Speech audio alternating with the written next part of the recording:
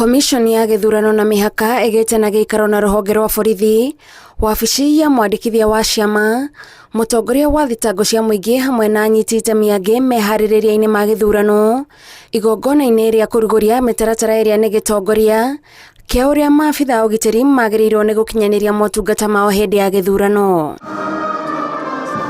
Mũikarĩri gĩtĩ wa Commission ya IEBC Wafula Chebukati atemanĩtie mabataro ma commission ĩno hĩndĩ ya gĩthurano marĩa magĩrĩirwo nĩ gũkinyanĩrio nĩ maabitha a borithi angĩkorwo commission ĩno nĩ ĩrendwo ĩtabanie ithurano gũtarĩ na wagagu. On the election day, we expect to have about 500,000 personnel.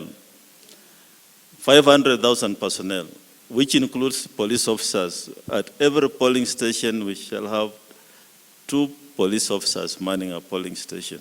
It is our corrective responsibility to reject and denounce all forms of election-related violence in order to conduct elections in a peaceful, safe and secure environment.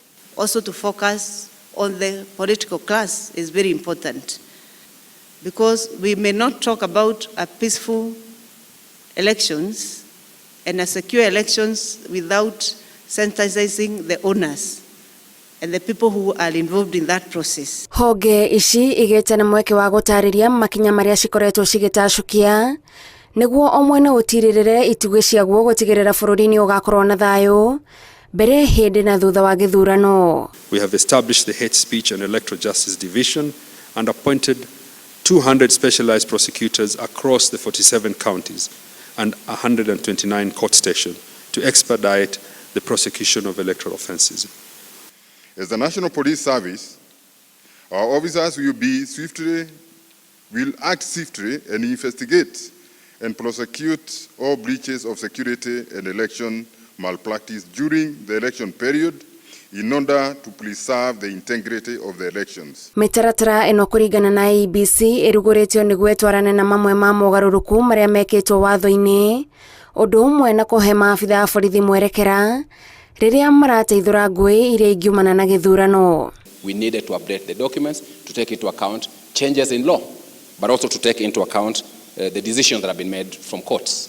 If you look at the documents you have for the first time, we refer to some of the decisions that the courts have made in terms of election security, so that we learn lessons from them. The Commission has paid much attention to women, youth, minorities, people with disabilities and marginalized, and the need to enhance their participation in election.